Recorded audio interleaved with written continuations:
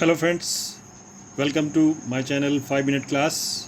आज के वीडियो में हम लोग डिस्कस करेंगे कि एक लोअर ट्रायंगुलर मैट्रिक्स को कॉलम मेजर ऑर्डर में वन डायमेंशनल एरे में स्टोर करते हैं तो कैसे हम 2D स्पार्स मैट्रिक्स को 1D एरे में मैप करेंगे। ओके, तो कॉलम मेजर ऑर्डर में एलिमेंट्स कैसे स्टोर होंगे मीन्स सबसे पहले फर्स्ट कॉलम स्टोर होगा। सपोज़ ये एक 1D एरे है,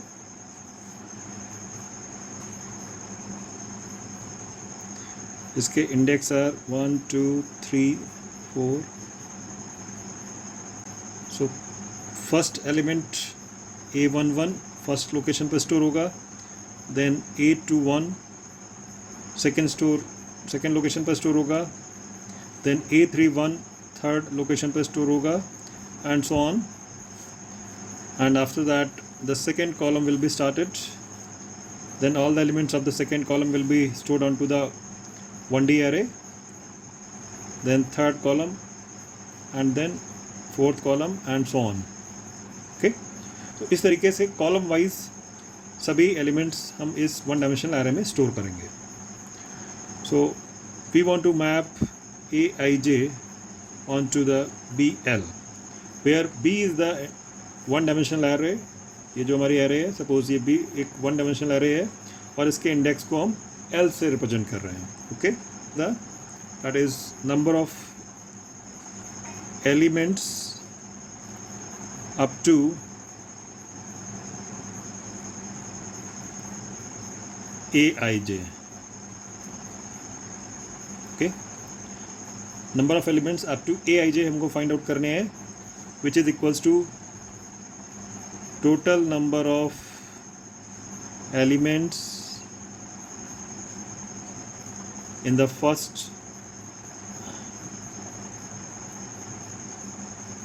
j-1 column plus number of elements up to ith row in the jth column। ठीक है, तो यहाँ पे दो क्वांटिटी हमको फाइंड आउट करनी है, that is total number of elements in the first j-1 column and the number of elements up to the ith row in the jth column। Okay, so let us find the first quantity, that is total number of elements in j-1 columns up to the j-1 column। तो अगर आप इसको ध्यान से देखें, इसके इस sparse matrix के पैटर्न को, फर्स्ट कॉलम में n एलिमेंट्स, सेकेंड कॉलम में n-1, थर्ड कॉलम में n-2 एंड सो ऑन, और लास्ट कॉलम में 1 element. Okay, means nth column में 1 एलिमेंट्स, फर्स्ट कॉलम में n एलिमेंट्स, सेकेंड कॉलम में n-1, थर्ड कॉलम में n-2 प्लस प्लस प्लस, और last means j-1 column तक जाना है हमको। तो कितने एलिमेंट्स होंगे? n-j-2। ओके, क्यों j-2 हुआ? बिकॉज हर एक कॉलम में आपका -1 हो रहा है। पहले कॉलम में n एलिमेंट्स, सेकेंड में n-1, थर्ड में n-2, तो इसी तरीके से j-1 वाले में j-2। ओके, मीन्स जो कॉलम नंबर है उसमें आपका 1 एलिमेंट लेस होगा n में से, so it is n-j-2। Fine. तो अगर इसको थोड़ा सा सिंप्लीफाई करें, you can just see, we can write n into, तो यहाँ पर n कितनी बार आएगा? दैट इज n इंटू j-1 टाइम्स, और इस एक्सप्रेशन से माइनस हमने कॉमन लिया, तो इसके अंदर बचेंगे 1 + 2 + 3 ++ j-2। Okay, so this is the first quantity। after that let us find the second quantity। तो सेकेंड क्वांटिटी क्या है? That is number of elements up to the ith row in the jth column. तो second quantity हम कैसे निकालेंगे? तो it is i minus J plus 1।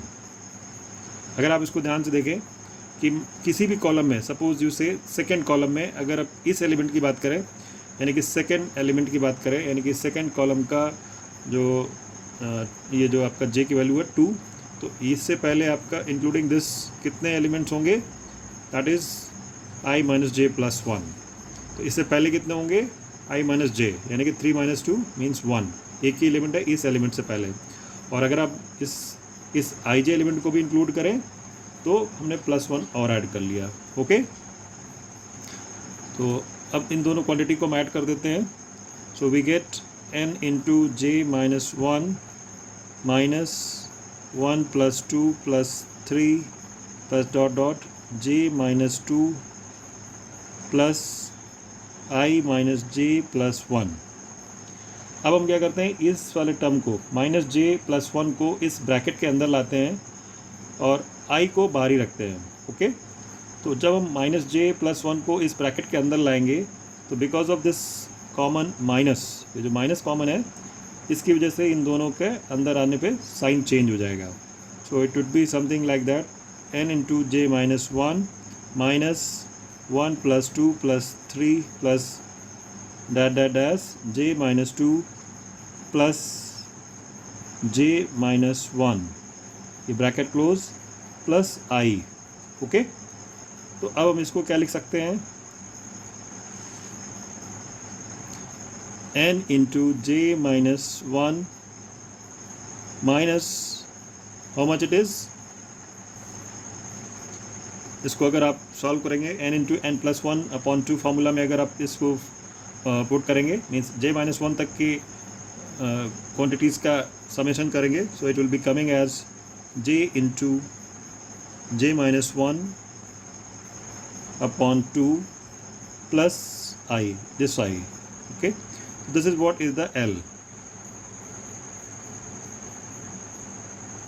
Okay, तो ये हमको पता करना था। सपोज हमको कोई एलिमेंट a33 को इंसर्ट करना है इस 1D एरे में, तो l की वैल्यू क्या आएगी?